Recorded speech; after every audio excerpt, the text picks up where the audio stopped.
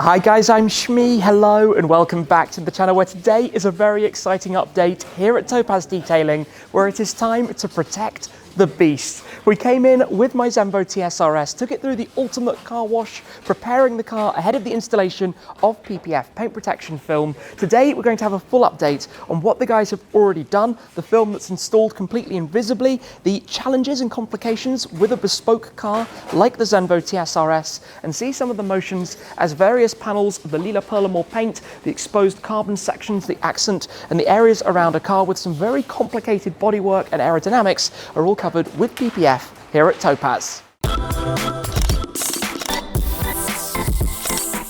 Here we are then, back with this monster, and what a crazy thing it is to behold. It's only been a few days since we were here to drop it off and take the car through the motions of the preparation in the wash bay to give it the ultimate car wash and get everything ready for the installation of paint protection film. And like many Shmeemobiles that have come before it, it's a fascinating process. But when it comes to a car like this, a bespoke, hand-built hypercar, I would say it's even more fascinating. There are so many elements to it that you wouldn't necessarily think about, and so many questions as well to answer and touch on, like what do we do with the carbon fiber wheels? What about the interior? How does it work? With the differences even from car to car, because you would expect with a Zenvo, like with a Koenigsegg or a Pagani, that no two cars are absolutely identical. There are small things that vary from one car to the next due to their hand-built nature, and that poses challenges for the team here at Topaz to do with the templates. Now, as it happens, I came to see the white and blue TSR-S when it was here at Topaz Detailing just over 2 years ago.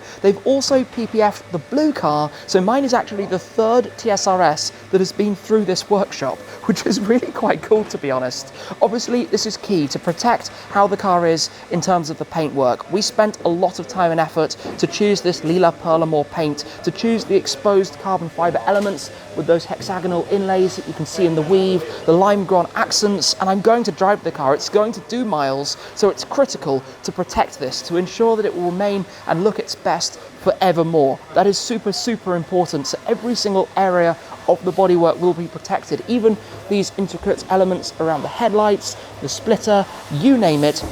Every area of the car. Now, the beauty of PPF is that you can't see it's there. You don't know what's been done and what hasn't. You have to kind of feel around a little bit and work out from the edges what already has PPF. For example, this A-pillar, I can just feel on the inside has the PPF already installed. The roof panels, I believe, do as well. And the beauty of this is how it can work over the different layers, moving from one straight onto the next. Quick thing down here, we actually have an integrated C-Tech port just here for the smart charger to connect straight in from the outside, which is rather convenient. If you're not going to be driving the car every day, you always want to make sure it has a charger plugged in to keep the battery in tip-top shape. So we've got that just on the outside right there.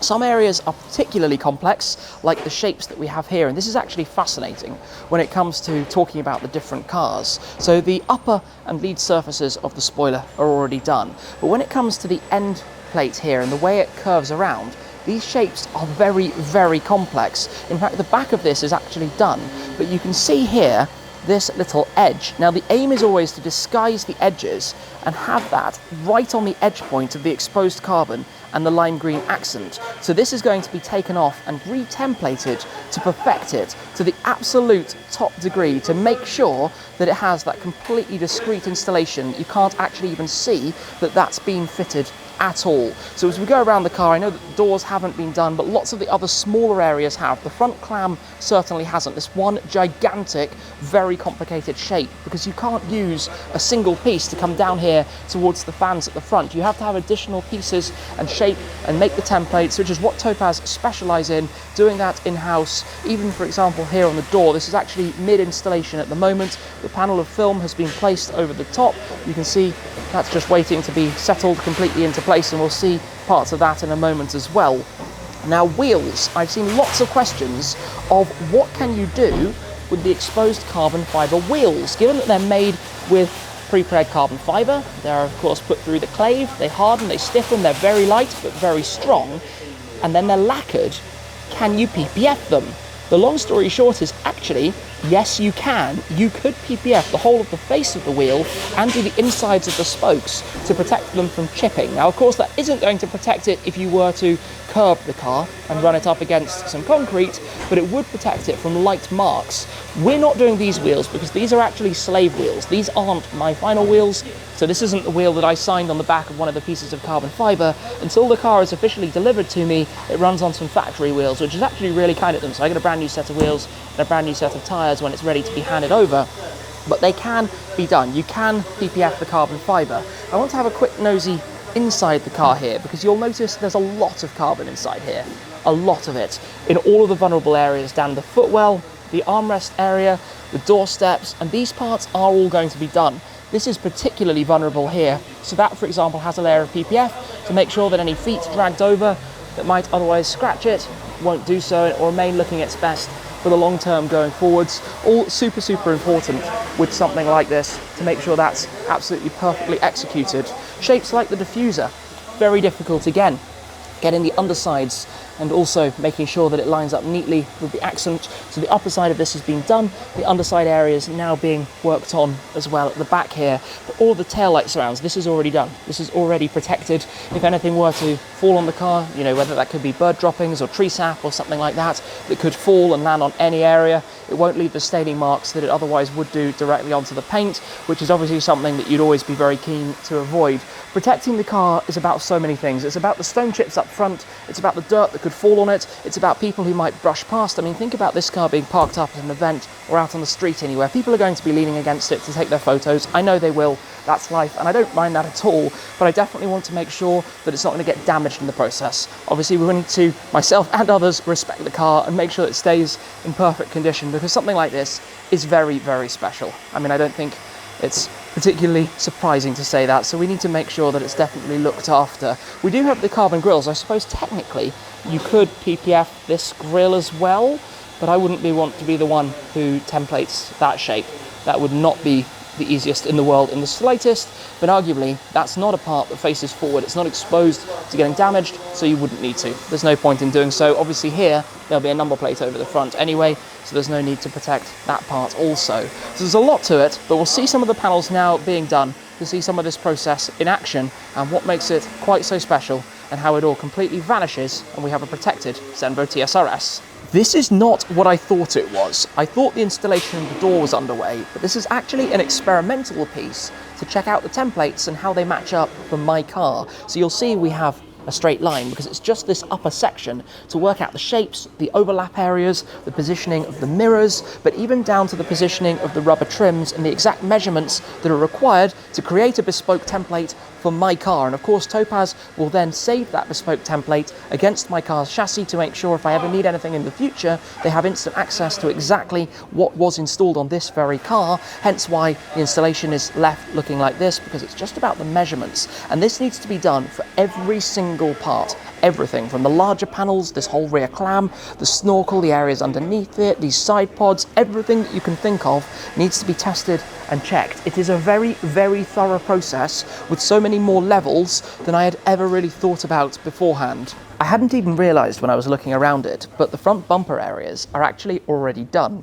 Now, unlike a normal bumper, which would wrap around the front of the car, you have these separate sections on this side with the grille before the other side of it. But this purple area is all done, and even the carbon fibre here. Now, these shapes are very, very difficult for the protection film, but they're done so immaculately, you can't even see, and even up here as well, all of these parts above the light cluster, everything that could be attacked by a stone could ping in here, those are already covered with PPF completely up to the edges and hidden away, and in here as well. That's amazing to think they've actually tucked it completely in around everywhere. That is exactly what you want. As a bit of fun, I've just had a go at doing some of the components of the car myself, which will all be on the Topaz detailing channel, so make sure to stay tuned for that. But now we're going to be taking a look at the process in detail with the door panel. We have the driver's door panel. It's a left-hand drive car. A lot of you have been asking me about that. There are a few reasons. Number one, my intention is to use the car a lot around Europe and also around the world, places like North America, perhaps out in the Middle East. So a left-hand drive car is more at home considering the number of miles I'm going to do. The other is that when you look at the global market for a car like this, it makes much more sense considering we don't know what the future is going to hold to have a left-hand drive car as opposed to a right. Hence why I have gone with left. It was a bit of a no-brainer. With many of my cars, I tend to think about a left-hand drive car if I can. So, door panel, this is what's being worked on now, and obviously it separates out into multiple parts. The exposed carbon that tucks in underneath is a separate part to the main panel. The panel has been prepped, so using IPA to clean the surfaces, to go over it fully, to make sure that there's no dust or anything that could leave a mark underneath the film at the end of the day. From there, it's prepared with 2 lots of slip solution. The first is then squeegeed away to make sure there's nothing left. The second is then sprayed on to give a surface onto which the film itself can be back rolled to make sure that there's some maneuverability in it. During the back rolling process, it needs to be slipped on both sides to make sure that it's not going to stick awkwardly to anything, that there's a bit of maneuverability and room around it as well. As you can see, it's not the easiest of processes, especially to do as a one-person operation. The guys here know exactly what's going on, and this is where having the right templates really helps, to know that the template is going to fit into place and is going to be laid correctly onto the panel, especially if a test fit has been done in advance. Obviously, where you have areas like the mirror, there's no way to go around it other than finding a decent join point, and that's one of the amazing things about PPF, is when you have that join point, how it comes together afterwards, and it's completely invisible to the eye. So this is where there'll be some moving around. You can see the cutouts for the likes of the door release button that's just over the top of that edge. There'll be a lot of making sure it's all correctly in place before starting the fix process. So a lot of slip solution is used all over the entire panel to give a good position to begin from.